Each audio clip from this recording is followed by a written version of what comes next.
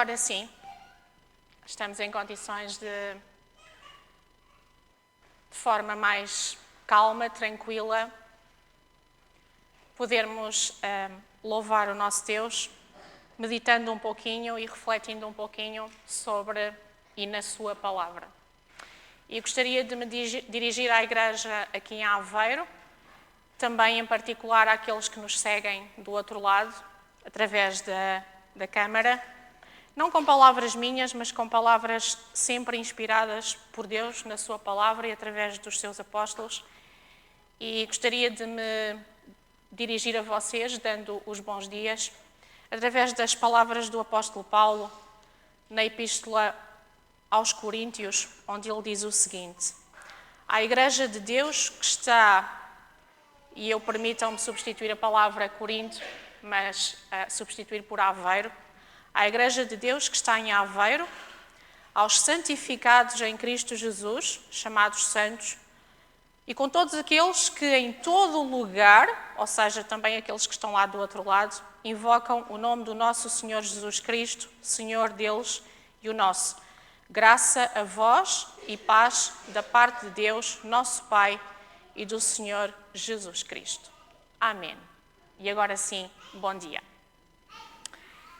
É bom ver a igreja cheia, é bom ver que existem muitas visitas, é muito bom ver que existem crianças e jovens, e é bom, sobretudo, nós ao sábado virmos à presença de Deus e por alguns instantes nós podermos receber a paz e o conforto, a serenidade que às vezes durante a semana não conseguimos ter.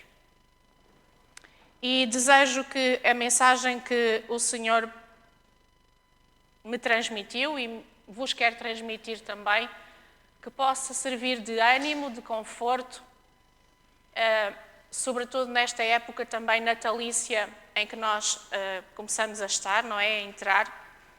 Mas gostaria também que esta época natalícia fosse dirigida para realmente aquilo que importa, que é Jesus Cristo, o nosso Salvador.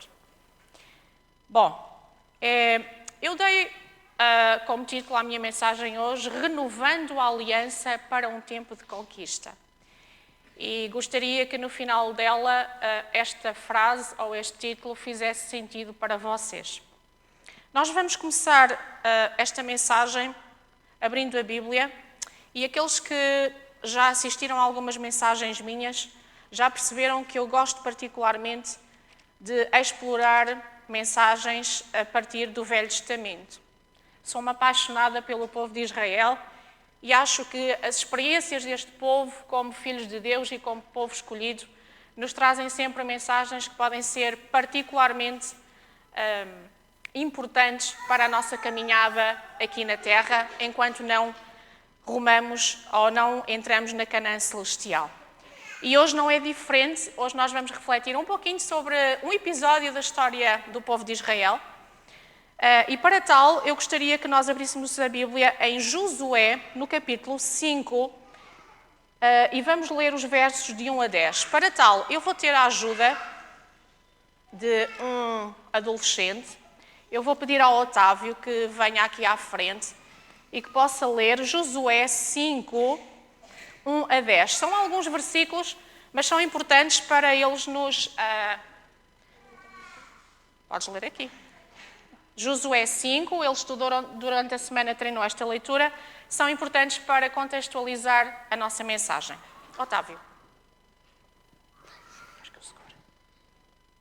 Todos os reis amorreus que habitavam a oeste do Jordão e todos os reis cananeus que viviam ao longo do litoral souberam como o Senhor tinha secado o Jordão diante dos israelitas até que tivéssemos atravessado.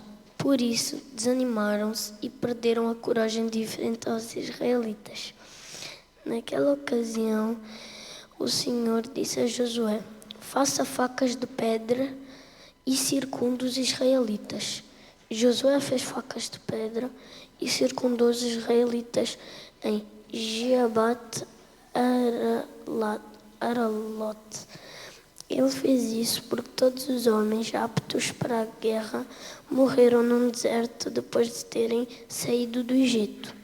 Todos os que saíram haviam sido circundados, mas todos os que nasceram no deserto, no caminho depois da saída do Egito, não passaram pela circuncisão. Os israelitas andaram 40 anos pelo deserto, até que todos os guerreiros que tinham saído do Egito morressem, visto que não tinham obedecido ao Senhor, pois o Senhor lhes havia jurado que não veriam a terra que prometera aos seus antepassados que nos daria, a terra onde há leite e mel com fartura. Assim, em lugar deles, colocou os seus filhos, e estes foram os que Josué circuncidou. Ainda estavam incircuncisos, porque não tinham sido circundados. Durante a viagem, e depois que a nação inteira foi circundada, eles ficaram onde estavam no acampamento, até que se recuperarem. Então o Senhor disse a Josué: hoje removi de vocês a humilhação sofrida no Egito. Por isso, até hoje, o lugar se chama Gilgal. Na tarde do 14º dia do mês, enquanto estavam acampados em Gilgal, na planície de Jericó, os israelitas celebraram a Páscoa. Obrigada ao Otávio. Muito bem, este será o nosso texto base e de reflexão para hoje.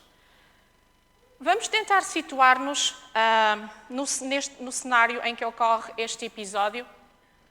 E o cenário é o Jordão e é Gilgal. O povo de Deus tinha peregrinado durante 40 anos no deserto, e depois de terem saído do Egito, e durante todo esse tempo eles tinham experimentado o cuidado de Deus e as bênçãos de Deus sobre eles, e foram várias as manifestações de poder e de cuidado que eles puderam testemunhar neste período, nesta fase. Mas também foi durante estes 40 anos de peregrinação que o povo de Israel viveu na expectativa e com a motivação de poderem finalmente entrar na terra prometida, na terra de Canaã. E agora eles estavam quase a poder experimentar aquilo que durante 40 anos tinham ouvido e tinham esperado. Mas o Jordão foi um obstáculo que eles ainda teriam que transpor para poderem chegar à terra prometida.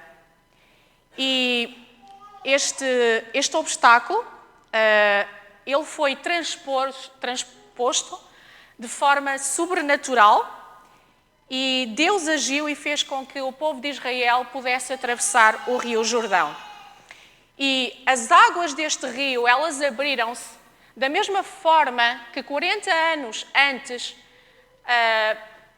as águas também do Mar Vermelho se tinham aberto, e de forma milagrosa eles puderam entrar num novo tempo e numa nova etapa, mesmo antes de entrarem na Terra Prometida.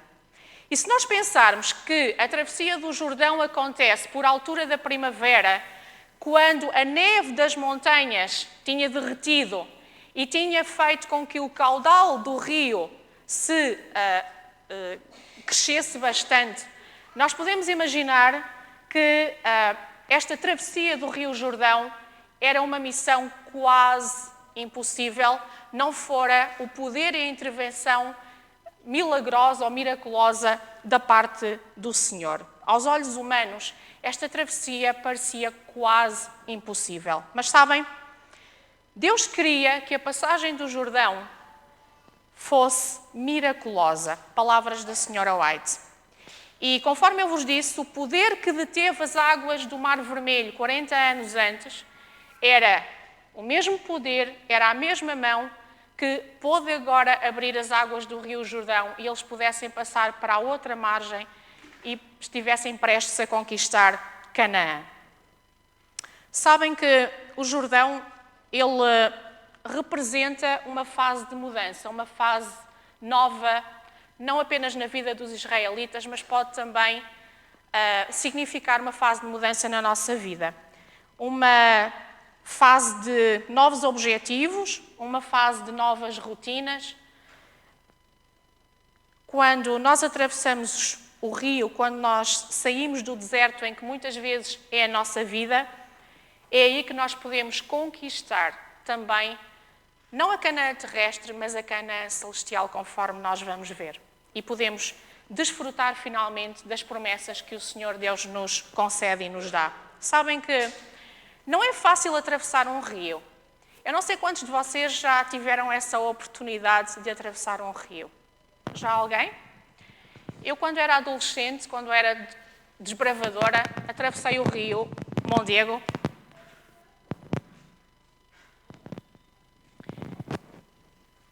E acreditem que não foi fácil. Não foi fácil porque esta aventura, porque nós íamos carregados com mochilas cheias de comida, mas as correntes do rio, fizemos-lo de noite. Hoje não o faria e também não recomendo aos desbravadores que o façam, está bem? Mas na altura fizemos-lo. Mas a verdade é que não é fácil atravessar um rio, porque o rio tem muitas correntes, o rio é sinuoso, o rio tem alguns fundos, nós às vezes não sabemos muito bem onde é que pomos os pés, e a verdade é que o Rio Jordão também era um rio bastante sinuoso. Dizem-nos os dados que o Rio Jordão tem uma largura média de 30 metros, tem uma profundidade mínima de 1 metro, mas uma máxima de 30. Nós não sabemos exatamente qual seria a profundidade nesta altura em que os israelitas atravessaram, mas o Jordão aqui, e é isto que importa e que eu quero chamar a atenção, é que o Rio Jordão, ele representa aqui as dificuldades e os desafios que muitas vezes existem na nossa vida e que nós temos que ultrapassar. Às vezes não é fácil, pois não, estas dificuldades e estes desafios da vida. Mas seria importante que estes desafios e estas situações às vezes um pouquinho sinuosas, elas não nos impedissem de nós focarmos o nosso objetivo, que é atingir e conquistar a Canaã celestial. Da mesma forma que aquele rio foi transposto, mas que logo ali, a alguns quilómetros de distância, o povo pôde entrar na terra que lhes fora prometida, nós também temos que ter esta esperança, esta convicção e não perder de vista este foco e este objetivo que nós temos, que é o de entrar na Canaã celestial, porque de outra forma nós não estamos aqui a fazer nada, meus queridos irmãos. Então, conforme eu disse, Deus desejava que através da travessia deste Jordão, de facto, isto fosse um momento marcante, mais um momento marcante na história do povo de Israel. Deus queria que esta travessia, ela fosse um momento marcante não apenas para os israelitas, mas também para os povos que ali habitavam e que durante muito tempo, durante muitos anos, gozaram com os israelitas. E Deus queria que, a partir daquele momento, que os povos ali à volta olhassem para este povo santo e escolhido de Deus e que pudessem olhar para eles com respeito, que olhassem para eles como o povo que agora estava a caminho e que triunfaria finalmente e alcançaria a vitória da terra prometida.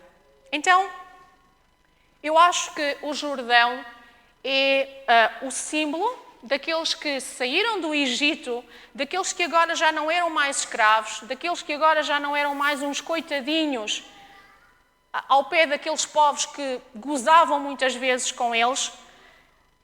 Mas o Jordão é sobretudo um símbolo daqueles que abandonaram a mentalidade de escravos e agora eles estavam prontos a conquistar, a finalmente ser vitoriosos, a finalmente serem vencedoras e a poderem entrar na Canaã celestial. E de um ponto de vista espiritual, eu penso que nós também podemos fazer aqui uma comparação, porque nós também já não somos mais, pela graça de Deus, escravos do pecado.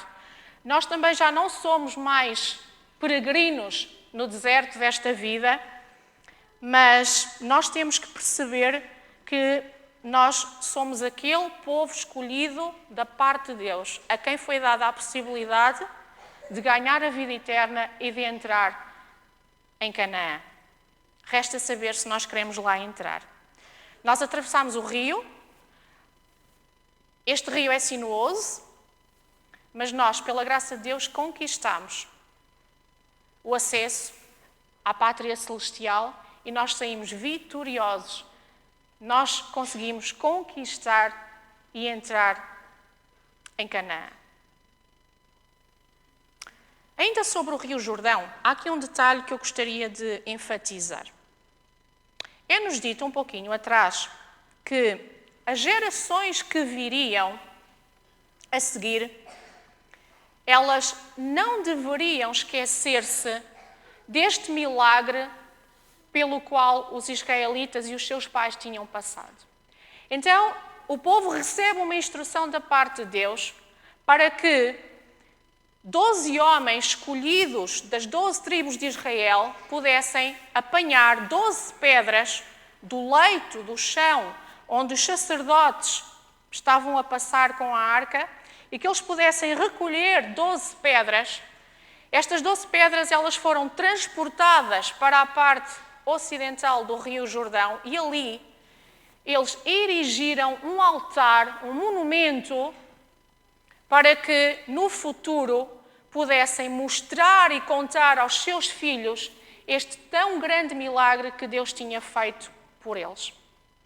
E sabem que, associado a este altar de pedras, há uma instrução muito específica da parte de Deus e que eu gostaria que ela fizesse sentido para nós hoje.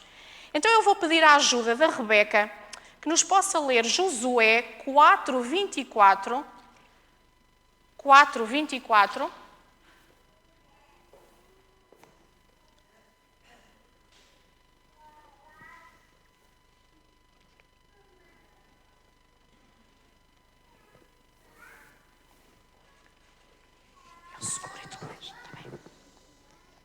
Para que todos os povos da terra conheçam a mão do Senhor, que é forte, para que temais ao Senhor, vosso Deus, todos os dias. Amém.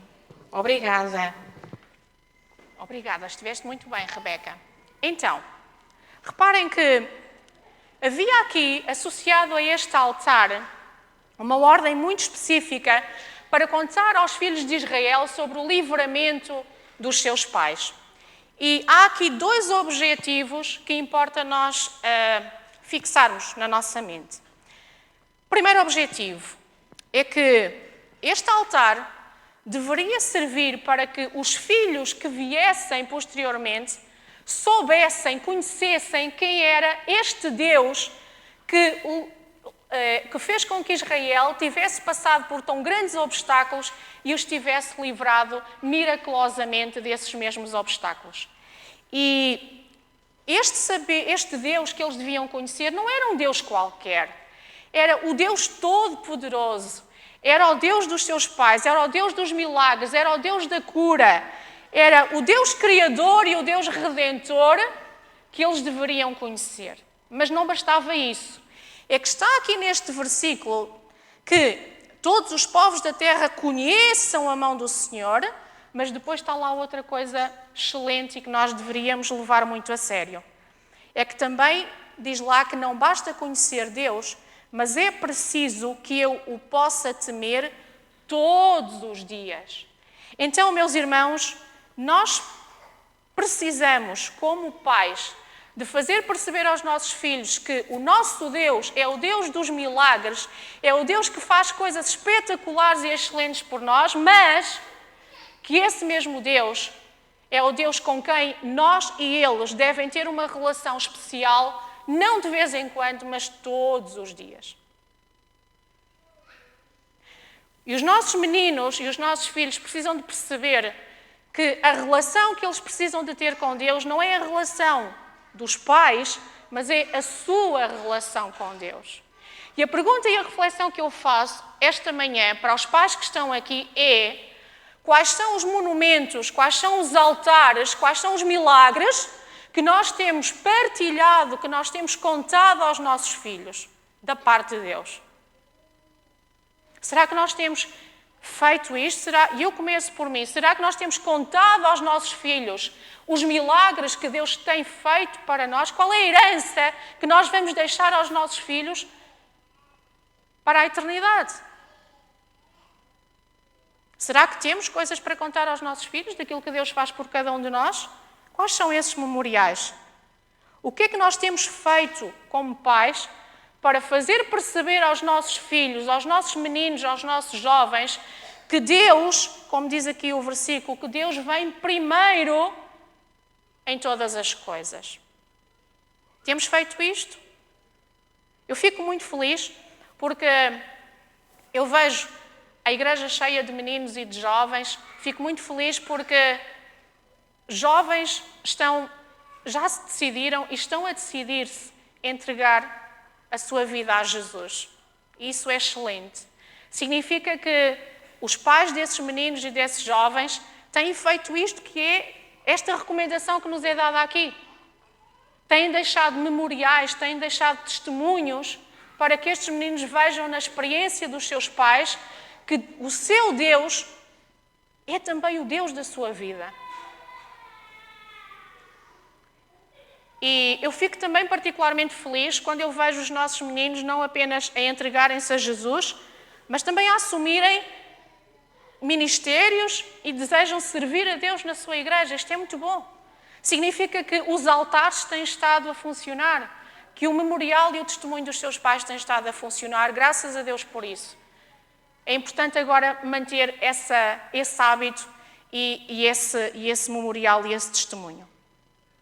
Mas vamos voltar à história deste episódio. E vamos voltar a Gilgal, que é onde eu quero concentrar-me. Gilgal era uma zona, uma área que ficava mais ou menos a cerca de 10, 13 quilómetros do Rio Jordão e ficava a menos quilómetros ainda de Jericó. E este espaço, esta cidade, ele assume aqui uma posição muito importante nesta história, porque Gilgal vai ser um lugar de preparação, vai ser uma espécie de uma base militar, se quiséssemos comparar com os dias de hoje, vai ser um lugar de renovação do povo de Israel para poder avançar e para poder conquistar a terra prometida. É a partir deste lugar que eles se preparam para entrar finalmente na terra de Canaã. E Gilgal é um lugar tão especial que no povo de Israel ele é referenciado algumas vezes. Por exemplo, é neste lugar que acontece a coroação do primeiro rei de Israel. É neste lugar que David regressa depois da revolta ou da rebelião do seu filho Absalão. É também aqui em Gilgal que Samuel passa no seu circuito ministerial, por assim dizer. Gilgal é uma referência também para os profetas da altura. E Gilgal é uma zona estratégica que Josué vai escolher como base para o povo se preparar para a conquista da terra prometida. Sabem que se nós queremos conquistar a Canaã celestial, nós também precisamos de acampar numa base estratégica. Sabem porquê? Porque nós precisamos de nos preparar convenientemente para podermos entrar em Canaã. Se não houver preparação prévia, se não houver renovação, se não houver restabelecimento como houve neste espaço, neste momento, nós não vamos conseguir entrar na Canaã celestial. Então vamos entrar nesta base estratégica, nesta base militar, permitam-me assim chamar, e vamos ver o que é que aconteceu aqui, quais são os pressupostos desta preparação, para que tanto o povo pudesse estar preparado para entrar na Canaã terrestre, e o que é que nós também podemos fazer enquanto cristãos, para entrar na terra prometida. Eu disse-vos há bocadinho que Gilgal era um lugar de preparação, que Gilgal era um lugar de restabelecimento, mas, acima de tudo, Gilgal era um local de renovação. Mas perguntam vocês, renovação de quê? O que é que foi renovado? A Bíblia responde-nos. Aquilo que foi renovado neste acampamento, onde os israelitas ficaram depois de ter atravessado o rio Jordão e pouco antes de entrarem na terra de Canaã, foi a aliança com Deus, o mesmo é dizer, foi restabelecida ou foi renovada a relação que o povo de Israel devia ter com Deus. E isso, essa renovação e essa preparação, esse momento de consagração foi feito através de duas coisas. Foi feito através da circuncisão e foi feito através da celebração da Páscoa. E nós vamos falar um pouquinho delas as duas. A primeira coisa que foi feita, disse eu, foi a circuncisão. A circuncisão era sinal de um pacto, de um acordo, de uma promessa que Deus tinha feito com Abraão anos antes. E nesse pacto, nesse acordo que Deus tinha feito com Abraão, na altura Abrão e não Abraão, todo homem, todo macho, ele devia ser circuncidado. Todos os filhos que nasciam na casa de Abraão, todo o estrangeiro, não importava, mas a ordem era clara, todos sem exceção, eles deviam passar por este ritual da circuncisão. Na altura Isaac não era ainda nascido, mas Ismael, que tinha 13 anos, ele foi circuncidado. E havia alguns pressupostos neste pacto, nesta promessa feita entre Deus e Abraão. E esses pressupostos são, nós não vamos ler esses versículos, mas se vocês forem a Gênesis, nós podemos destacar alguns. O primeiro pressuposto desse pacto e dessa promessa foi que Deus faria de Abraão e da sua descendência uma grande nação. Não seria uma nação qualquer, mas seria uma grande nação. E isto é importante, meus irmãos, porque o facto de Deus dizer que fará de nós uma grande nação, um grande povo, deve ser para nós motivo de regozijo, porque é isso que nos traz identidade. Nós não somos, conforme eu dizia há bocadinho, nós não somos um povo qualquer. Nós somos a nação santa. Nós somos o povo que Deus deseja santificar, que Deus deseja transformar à sua semelhança, à sua imagem, para estarmos habilitados a estar na sua presença no céu. Mas para além disso, lá na promessa que Deus fez a Abraão, havia um outro pressuposto. Deus prometeu bênçãos a Abraão, à sua família e à sua descendência. E eu acredito também que nós, como povo escolhido da parte de Deus e povo santo, são inúmeras as bênçãos que nós temos a contar por aquilo que Deus faz por nós. Certo? Minha pergunta é: quais são as bênçãos que tu tens para contar?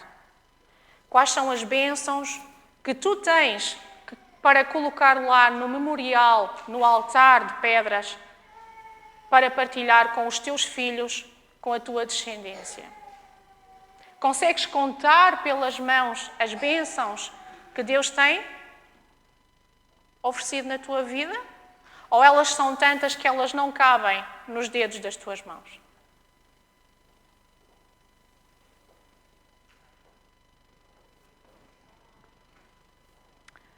É também neste contexto que o nome de Abraão ele é mudado Ele deixa de ser Abrão e passa a ser Abraão.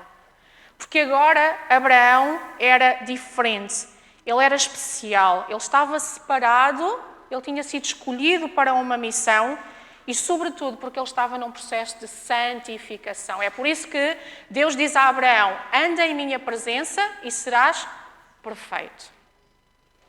E nós temos alguns exemplos na Bíblia que nos dizem que quando nós passamos por um processo de conversão e de santificação e de entrega ao Senhor, o nosso nome é mudado.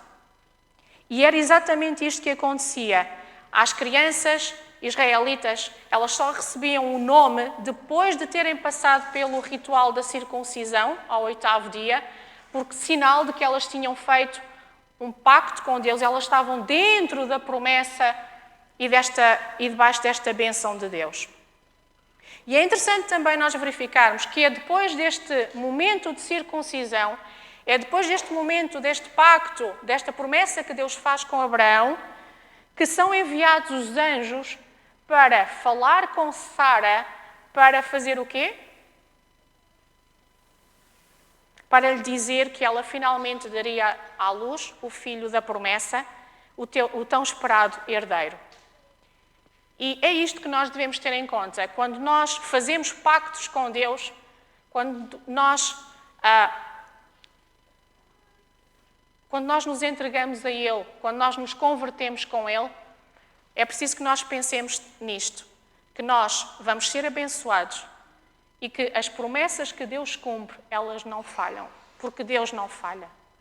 E isso deve-nos servir de ânimo e deve-nos servir de consolo nesta vida, apesar dos rios Jordão que nós temos que passar, pelos quais nós temos que passar muitas vezes. Sabem que esta questão da circuncisão ela era tão importante que quando nós lemos o Êxodo e quando lá fala sobre a instituição da primeira Páscoa, todo o incircunciso e todo o estrangeiro que não estivesse debaixo desta aliança e desta promessa com Deus, ele tinha que ser circuncidado, tinha que passar por este ritual que os israelitas chamam de Brit Milá. Mas a pergunta também que nós podemos fazer, e eventualmente para os mais pequenos ou para quem está pela primeira vez entre nós, a questão que nós temos também que pensar e refletir é: ok, circuncisão, está certo, mas porquê que a circuncisão era para ser feita nesta parte específica do corpo do homem? Porquê? Não poderia ter sido escolhida outra parte qualquer? Não, não podia. Sabem porquê que não podia? Porque o prepúcio é uma zona suja. É uma parte do corpo que é imunda. E Deus queria que este povo santo fosse um povo limpo e um povo especial para Ele. E sabem que durante a peregrinação do deserto, durante 40 anos, todos os filhos dos israelitas que tinham nascido durante a peregrinação, eles não tinham passado por este ritual. E era urgente fazer isto. Eles não estavam ainda debaixo do pacto e da promessa com Deus. E era urgente passar por este pacto e por este ritual, porque ele tinha sido suspenso. Então, circuncidar o prepúcio do pênis do homem era um símbolo da limpeza e da renovação que Deus desejava fazer com o seu povo. É isto que significa a circuncisão. E nós hoje não fazemos esta circuncisão. Eventualmente poderíamos falar dela do ponto de vista literal, mas não é esse o objetivo nosso hoje. Mas nós precisamos também de remover o prepúcio do nosso coração. Nós precisamos de cortar, porque circuncisão significa isso, significa cortar a carne que está a mais na nossa vida. E sabem o que é que essa carne significa na nossa vida a mais? Significa o pecado. E significa tudo aquilo que nos impede de conquistar Canaã. E pode ser muita coisa. Pode ser o adultério espiritual, pode ser as prioridades do mundo, pode ser o não ter tempo para Deus e para a igreja, pode ser o achar que amanhã também é dia e eu não preciso de hoje decidir-me por Jesus, pode ser o eu adiar a decisão pelo batismo, pode ser adiar a decisão por eu me entregar completamente a Jesus. Então, o prepúcio, ou a carne, que precisa de ser cortada da minha vida, é tudo aquilo que me vai conduzir à morte e que me vai impedir de entrar em Canaã. E, irmãos, eu acredito que se nós estamos aqui hoje, todos, de alguma forma, é porque nós temos um propósito na vida, senão não estaríamos aqui. Viver e não ter o sentido, não ter o propósito e a intenção de algo melhor, e esse melhor é ir para o céu, viver com Jesus, se não for esse o nosso propósito, nós estamos aqui a fazer absolutamente nada. Mas precisamos de cortar com algumas coisas, precisamos também de ser circuncidados. E eu gostaria que vocês fossem a Romanos 8:17, e que diz lá o seguinte, Romanos, para aqueles que quiserem acompanhar, Romanos 8:13, é Paulo que o diz, não sou eu, diz lá assim, Romanos 8:13, porque se viverdes segundo a carne, morrereis, mas se pelo Espírito mortificardes as obras do corpo, vivereis. Então, reparem que lá em cima, a minha Bíblia tem lá, e a vossa também deve ter, um títulozinho que diz Filhos de Deus. Nós, a partir do momento em que somos circuncisados, em que Deus retira do nosso coração toda a imundícia e todo o pecado que ainda nos impede de atingir, de entrar em Canaã, nós não somos mais filhos do deserto, nós não somos mais do Egito, mas nós agora somos filhos de Deus. E estamos prontos para conquistar Jericó, para conquistar todas as outras cidades e para entrar em Canaã. Portanto, meus irmãos, a circuncisão em Gilgal, ela representa o bocadinho de carne que eu preciso de retirar do meu coração e da minha vida, para que a presença de Deus possa existir em mim. E esta circuncisão, ela representa a minha decisão por Cristo. Representa a entrega que eu quero fazer hoje, não amanhã, não depois, mas hoje que eu quero fazer para Cristo. De outra forma, eu não posso entrar em Canaã. Minha pergunta é, vocês querem entrar em Canaã? Vocês que estão lá do outro lado querem entrar em Canaã? Ou achamos que isso é algo de fábula e é um mito e que não existe? É esse o nosso propósito verdadeiramente? Há aqui um outro pormenor nesta história, nesta experiência bastante interessante.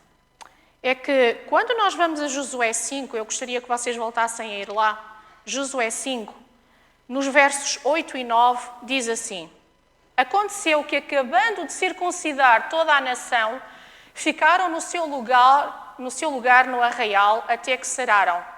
E disse mais o Senhor a Josué: hoje retirei de sobre vós o opróbrio do Egito, por isso o nome daquele lugar se chamou Gilgal até ao dia de hoje. Quando nós somos feridos, quando nós somos cortados, o que é que nós fazemos? Mexemos-nos muito.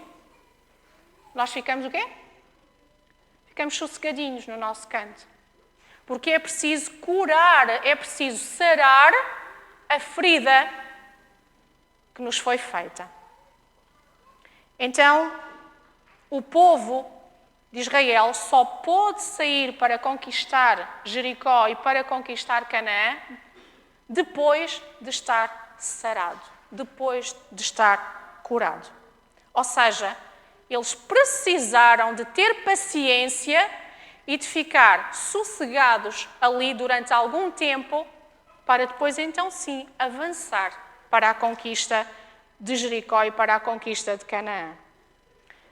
O que é que significa este tempo de espera? Será que isto traz alguma lição para mim? Quando nós estamos à espera de sarar o corte que foi feito na nossa vida, significa que nós deixamos que Deus, vou voltar a repetir, nós deixamos que Deus, estamos disponíveis para Deus retirar de nós tudo aquilo que nos causa vergonha, porque ainda somos pecadores. Eu tomei uma decisão, eu fui circuncidado. Eu tomei uma decisão de me entregar a Jesus, ok? Excelente. Mas eu agora preciso de ficar sossegado, parado, quieto, para que seja Deus a transformar a minha vida e a retirar de mim tudo aquilo que é mau. E isso só pode ser feito se eu deixar. É algo que depende de Deus e já não depende de mim. Mas eu preciso de me colocar à sua disposição para Ele me poder transformar. Sabem que a palavra Gilgal significa algo que está ao meu redor e algo que foi afastado de mim. E é isso que Deus faz. Da mesma forma que Deus, o Senhor, removeu, ou seja, colocou para fora a escravidão do povo de Israel, que era uma vergonha e um opróbrio para eles, e Deus fez com que, através desse ato, eles deixassem de ser gozados pelos povos à volta. Tanto assim é que há bocadinho na leitura que o Otávio fez, diz lá que os amorreus, os cananeus, passaram a ter medo, a ter respeito por este povo de Israel. Deus deseja fazer o mesmo connosco. Então, o desafio que eu vos coloco também é que hoje vocês nós possamos ficar sossegados, nós possamos deixar que Deus, através da ação do seu Espírito, transforme a nossa vida, que Deus nos cure, porque é Deus quem cura, é Deus quem transforma, não sou eu. Eu tenho é que me colocar à sua disposição para esse efeito. Este tempo de espera, então, que vem aqui relatado no versículo 8, ele é o tempo para nós ficarmos calados e ouvir a voz de Deus e deixar que Ele nos transforme. Sabem que existe aqui um problema. Quando nós vemos o relato um pouquinho antes da travessia do Jordão, nós vemos que a rebelião de Coré. Vocês lembram-se do que é que aconteceu? Coré era um levita que tinha estado entre o grupo de pessoas que teve o grande privilégio de subir ao monte com Moisés e de poder estar na presença da glória de Deus. E agora é Coré que, juntamente com algumas pessoas, se vai revoltar contra Deus e vai pôr em causa todos os seus mandamentos e vai cair em pecado.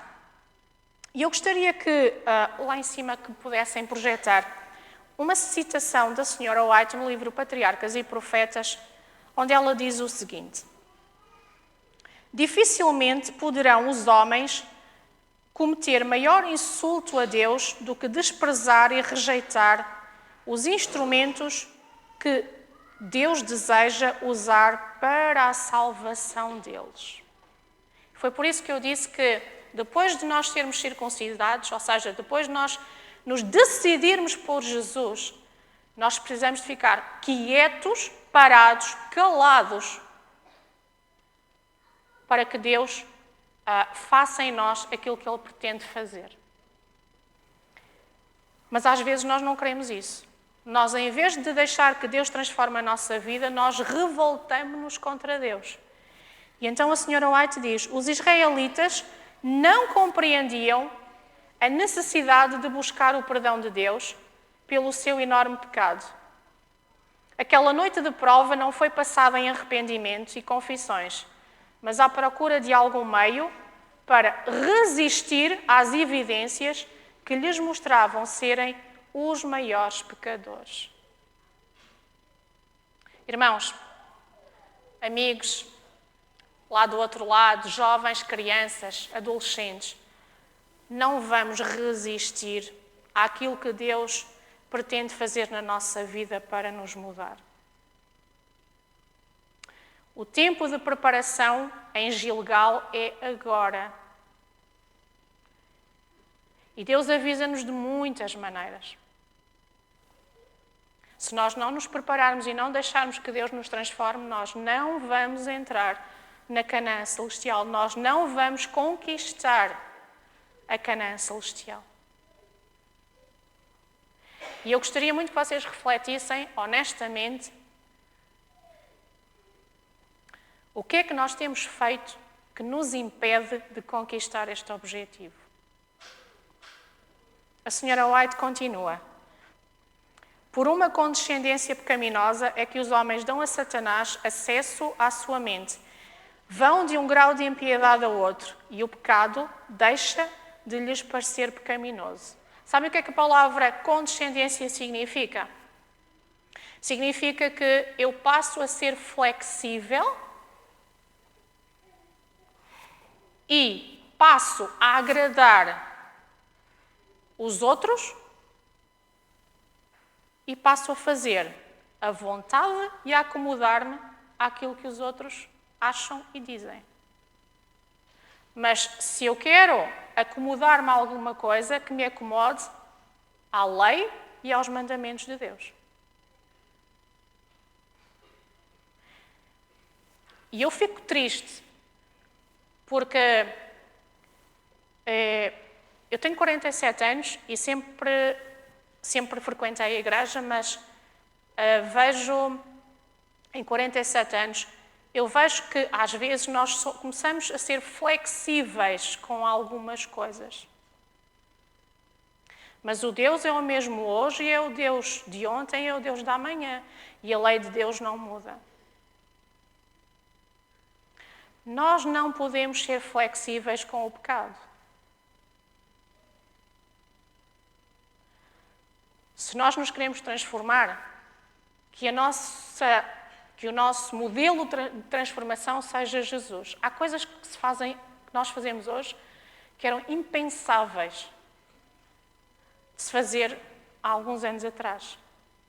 O que é que mudou? Foi Deus que mudou? Foi a lei de Deus que mudou? Ou foi o nosso foco e foram os nossos objetivos que mudaram?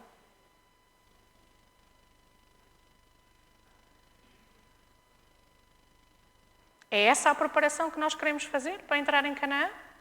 É essa a estratégia que nós queremos adotar? Anda em minha presença e ser perfeito. Foi o que Deus disse a Abraão. Eu farei de ti uma grande nação, eu vou abençoar-te, mas, circuncisão. Fica quieto e deixa que eu corte a carne que está a mais à volta do teu prepúcio. Mesmo é dizer, deixa que eu corte, que eu afaste de ti aquilo que te impede de vir a mim e que causa vergonha. Então, arranca do teu coração e da tua mente os pecados.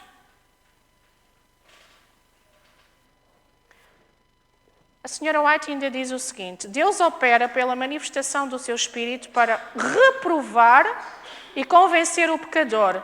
E se a obra do Espírito é finalmente rejeitada, nada mais há que Deus possa fazer pela alma. O transgressor desligou-se de Deus. E a minha mensagem é: não te desligues de Deus. Deixa a graça de Deus atuar sobre ti.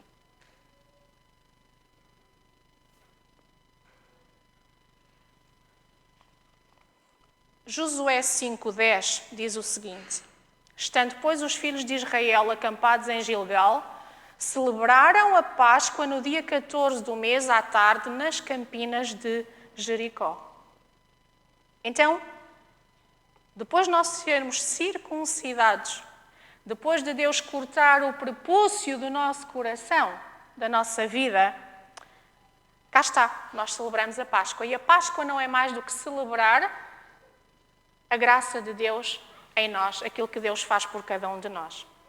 depois de curado, depois de nós sentirmos o perdão de Deus, depois de nós renovarmos o nosso pacto com Deus, o primeiro sentimento que eu devo ter é o sentimento de alegria. Alegria porque eu celebro a transformação e aquilo que Deus fez na minha vida e Deus fez por mim. E a Páscoa é celebrada hoje quando nós celebramos a Santa Ceia também. Então, quando eu não participo da Santa Ceia, eu estou a dizer que as bênçãos de Deus na minha vida, a graça de Deus na minha vida, não existe. Não serve para nada.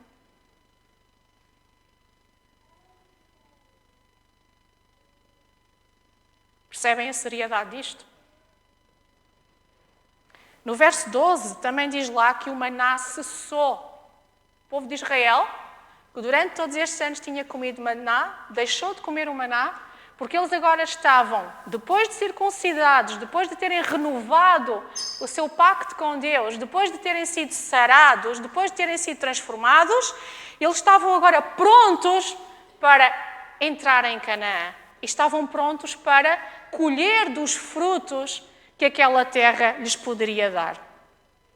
E Deus também quer que nós possamos fazer a mesma coisa, que nós possamos entrar num novo tempo, num novo espaço e comer dos frutos que a nova terra tem para nos oferecer. Sabem que na tradição judaica, este ritual do Brit Milá tem duas particularidades muito interessantes. Primeira, a noite que antecede a circuncisão da criança, ela é especial porque ela é passada toda a ler e a estudar a Torá.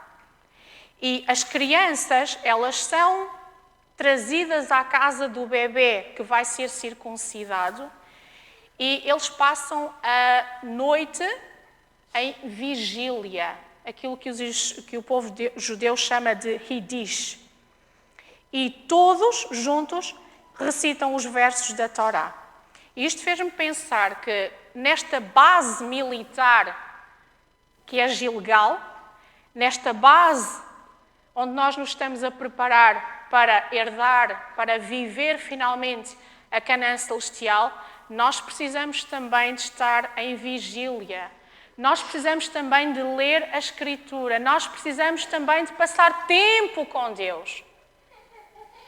De outra forma, não conseguiremos lá entrar. Se queremos estar na Canaã celestial, a nossa estratégia militar passa por passarmos vigília com Deus. Estarmos com Deus, passar tempo com Deus. Deus tem que ser a nossa prioridade. Há um outro pormenor nesta tradição judaica. É que o Brit Milá, esta circuncisão, ela é feita pela manhã. E eu penso que isso é uma demonstração da empolgação ou da alegria em cumprir este pacto. Esta consagração com Deus, ela deve acontecer o mais depressa possível. É a primeira coisa que nós fazemos no nosso dia, a prioridade da nossa vida, a circuncisão, o querer remover aquilo que me afasta da parte de Deus, deve estar em primeiro lugar, logo pela manhã. Então, o Brit Milá, a circuncisão, é o salto que nós precisamos de dar neste mundo para conquistar a terra prometida. Hoje não temos mais o Brit Milá, ou a circuncisão, mas nós temos o batismo e temos a Santa Ceia. O batismo como símbolo da minha decisão com Deus. E é muito bom saber que alguns já tomaram essa decisão, que alguns já se batizaram, mas renovemos este pacto constante com Deus. E é muito bom saber que alguns estão também a preparar-se para descer às águas batismais, porque desejam entregar-se a Jesus e desejam que Ele os sare e que Ele os cure. Quase a terminar. Nós estamos a entrar na época do Natal, ou melhor, já entramos. Hoje à tarde vamos celebrar a nossa festa de Natal aqui na igreja. Mas eu queria que fruto desta reflexão que eu fiz convosco, que quando nós celebrássemos o Natal pensássemos em algumas coisas. O Natal é a festa da família, dizem alguns. E eu acho que sim, eu concordo. Mas não é esta família. Mas é a família à qual nós vamos pertencer quando entrarmos em Canaã Celestial. Essa vai ser a verdadeira família. O Natal é altura de comida. É, eu concordo. Porque o grande Natal vai ser celebrado no céu, na Canaã Celestial, quando eu puder comer dos frutos que a árvore da vida me vai proporcionar. E é comer a refeição com Jesus e é partilhar a refeição com todos aqueles que lá vão estar. Nós gostamos das luzes no Natal. Eu concordo. É muito bom ver as ruas e as praças cheias de luzes. Mas a maior luz vai ser poder estarmos na presença da glória de Deus. Essa vai ser a luz de Canaã Celestial. Então, quando nós no Natal virmos as luzes da árvore de Natal e as luzes que estão espalhadas por todas as cidades, lembremos-nos não dessas luzes, mas da luz que vai ser a glória de Deus. Mas eu tenho que lá estar para poder ver e poder absorver e usufruir dessas luzes. No Natal costumamos ter uma árvore de Natal lá em casa. É bom. Mas quando olharmos para essa árvore, pensemos não nessa, mas na árvore da vida. A tal que vai dar os 12 frutos.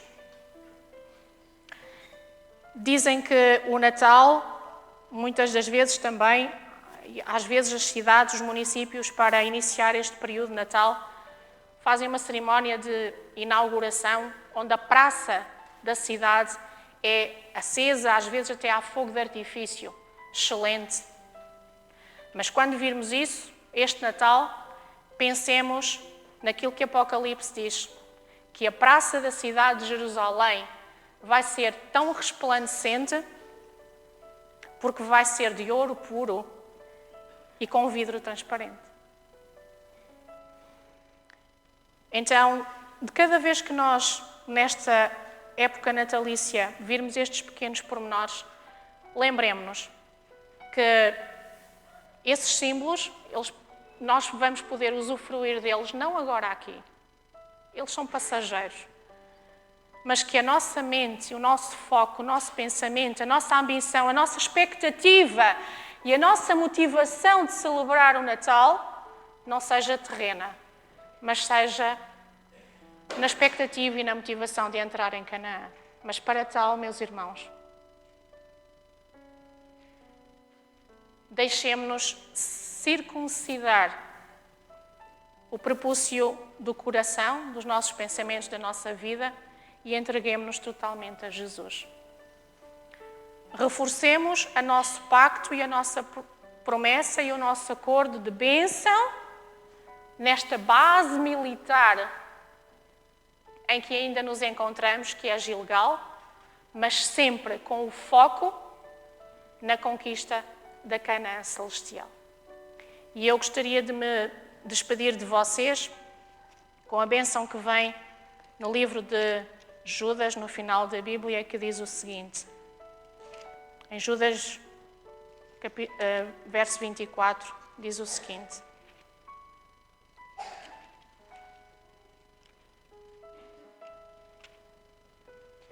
Ora, aquele que é poderoso para vos guardar de tropeçar e apresentar-vos irrepreensíveis, ou seja, circuncidados e sarados, com alegria, perante a sua glória. Ao Deus único, sábio, Salvador nosso, seja glória, majestade, domínio e poder agora e para todo o sempre. Amém.